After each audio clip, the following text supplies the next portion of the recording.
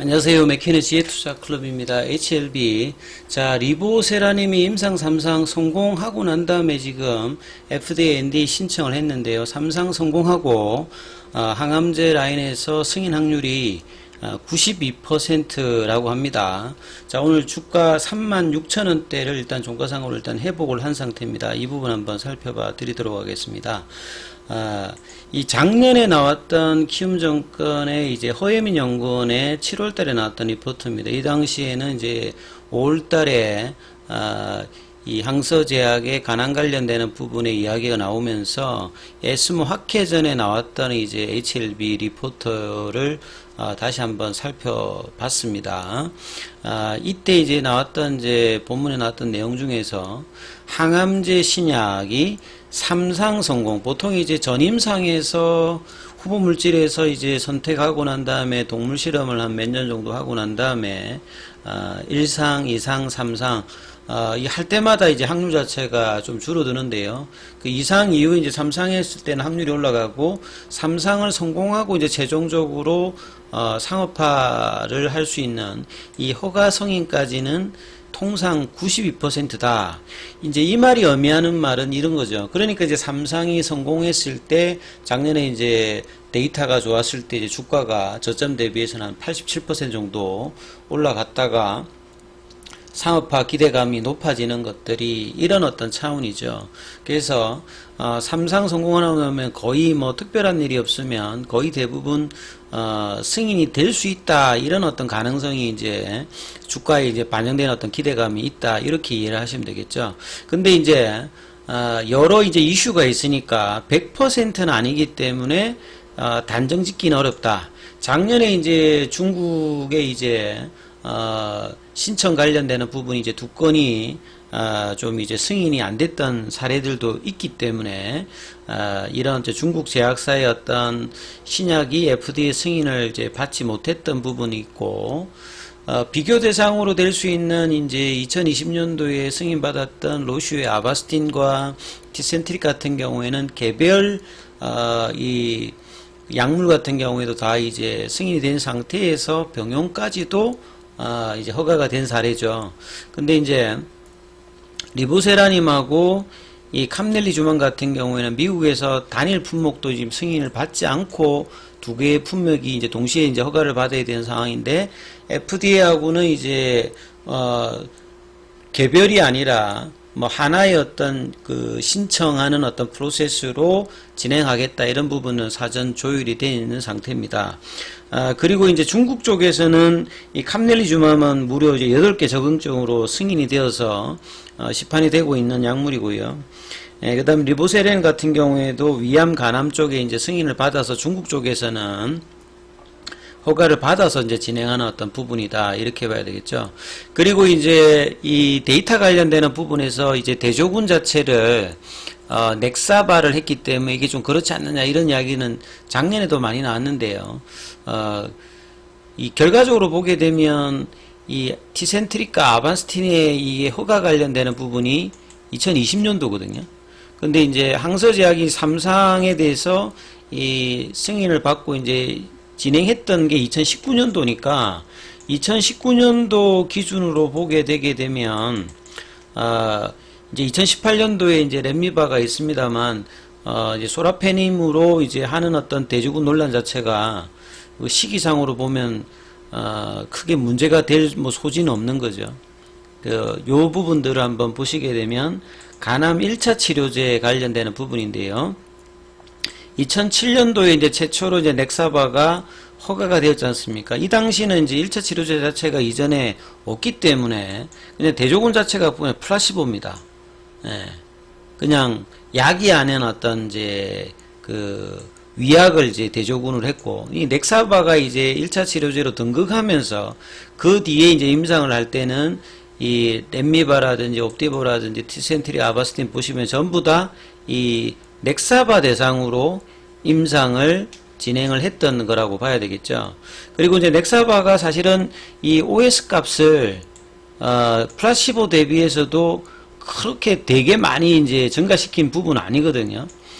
근데 이제 렘미바 같은 경우에도 보면 OS 값이 대단히 이제 크게 증가되지는 않았습니다만 요 PFS 값과 ORR 관련되는 부분이 아주 좋았기 때문에 승인이 되었어요. 예. 그리고 이제 티센트릭하고 아바스틴 같은 경우에는 이 OS 값 자체가 이전보다는 확실하게 증가시키는 어떤 흐름을 받았기 때문에 이제 2018년, 2020년 이후에 이제 FDA에서 이제 이 승인되는 좀 간암 1차 관련되는 부분들은 요런 어떤 렘미바라든지 티센트릭 아바스틴 관련되는 부분의 어떤 데이터를 참조해서 이제 결정하는 부분이 있습니다만 대조군 설정 자체에 뭐 문제가 있는 건 아니죠.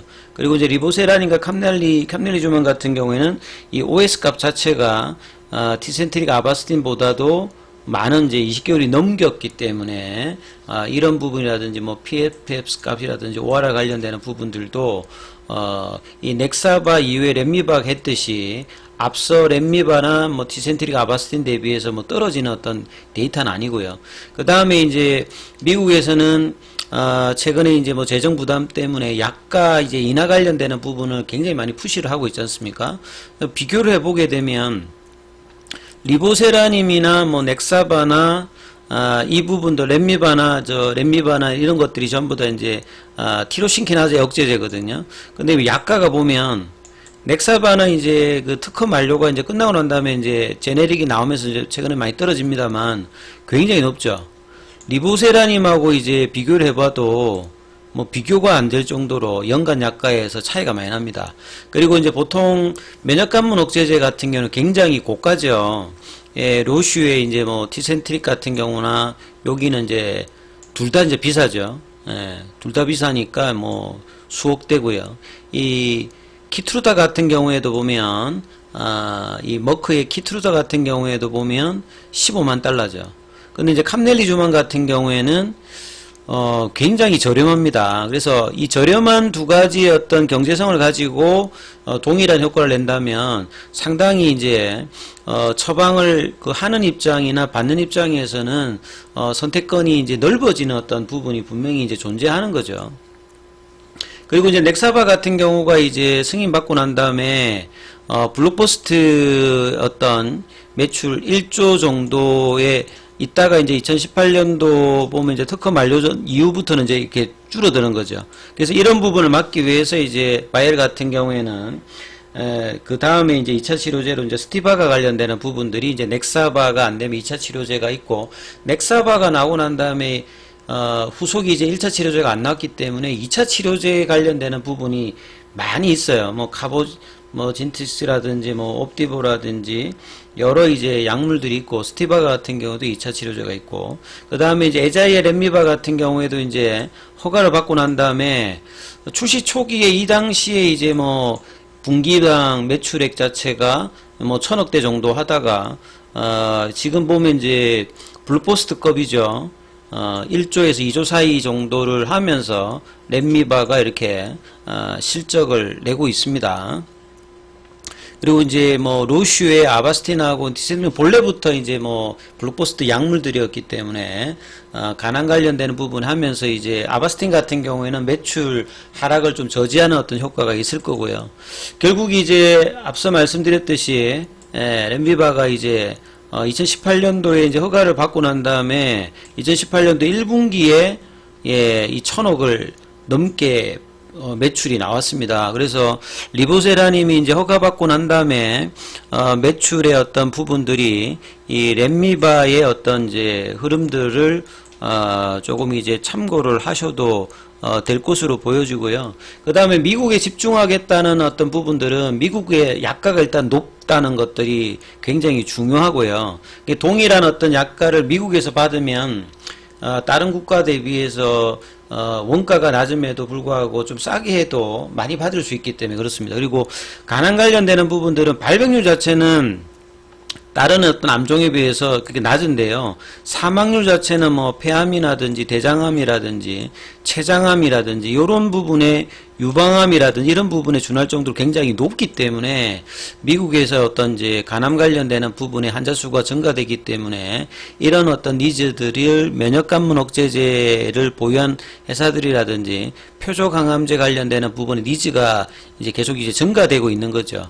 그래서 이런 어떤 부분에서 이해를 좀 하시면 될 것 같고요. 그리고 이제 약이라고 하는 게 앞서 제가 말씀드렸듯이 이 항암제 개발을 많은 어떤 이제 제약사나 바이오텍이 하는 이유 자체는 새로운 어떤 기전이나 연구 발견이 계속 이제 나오고 있고요. 그 다음에 좋은 신약이 발매가 되면 기존 약을 해서 빠른 처방 전환이 일어납니다. 뭐 카니발리제이션이 나오기 때문에 약효만 조금 어느 정도 인정이 된다라고 하면 시도를 이제 이 약으로 할 수 있기 때문에 계속 이제 개발 관련되는 부분을 하는 어떤 특징을 가지고 있기 때문에 리보세라님의 어떤 기대감들도 충분히 있을 수 있는 거죠. 그리고 이제 임상에 허가받았을 때 넥사바가 뭐 준다 하더라도 이 티센트릭하고 아바스틴 같은 경우에는 이 차일드 퍼즐 이게 간기능 뭐 상태를 나타내는 등급인데요. 그 임상을 진행할 때 양호한 어떤 환자뿐만 아니라 좀 이제 중증 환자들 관련되는 부분을 처방을 해서 이제 넥사바 같은 경우는 했는데 티센트릭이나 아바스틴 같은 경우에 렘리바 같은 경우에는 이 차일드 퍼 A 등급 정도 수준 환자들 좀 덜 좀 이제 정상적인 어떤 부분들 대상으로 임상을 했기 때문에 이런 부분들도 이제 틈새 시장이 충분히 있는 거고요. 그 다음에 이제 티로신키나제 억제제의 특징들이 대부분 내성이 일어납니다. 내성이 일어난다는 말은 그 치료 약물에 대해서 어느 정도 하고 나면 듣질 않는 거죠. 그러면 이제 치료약 자체를 바꿔야 되는 어떤 상황이죠. 이런 어떤 교체 관련되는 부분에서 이제 치료 옵션의 어떤 다양화들은 현실적인 이제 의료진들에서 계속 이제 요구되었던 어떤 부분이다. 이렇게 보시면 되겠고요. 그래서 간세포암 관련되는 부분에서 가장 뭐 좋은 어떤 치료는 초기에 이제 뭐 수술한다든지 간 이식하는 것이 가장 뭐 중요한데 보통 이제 간암 같은 경우에는 간경변이라든지 이런 것들을 동반하기 때문에 이 절제를 할 수 있는 어떤 확률 자체가 좀 작고요. 그 다음에 경변이라든지 이런 부분을 동반하기 때문에 굉장히 좀 어렵죠. 그래서 이제 후기에 보통 이제 발견이 되게 되면 요런 이제 전신 치료 요법을 하는 겁니다. 그래서 1차 치료를 해보고 안 되면 2차 치료, 그래서 많은 이제 임상들이 진행되고 있는 분야다. 요렇게 이해를 하시면 될 것 같고요. 그래서 이제 많은 이제 글로벌 빅파마나 바이오 제약사들이 이 항암제 관련되는 부분에서 뭐 가장 뚜렷한 회사는 로슈고요. 예, 로슈의 아바스틴과 티센트릭이 있고, 그 다음에 표적 항암제에서는 이제 글리백을 만들었던 이제 노바티스가 가장 잘합니다. 예, 그 다음에 이제 뭐 면역 항암제 중에서는 이제 뭐 이 브리스톨 마이어스 케어와 머크 관련되는 부분, 그 다음에 아스트라제는 후발주자들이 많이 나오는데요.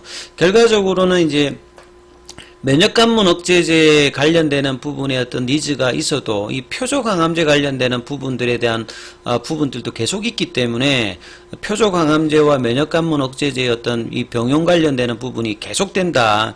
이렇게 이해를 하시면 될 것 같습니다.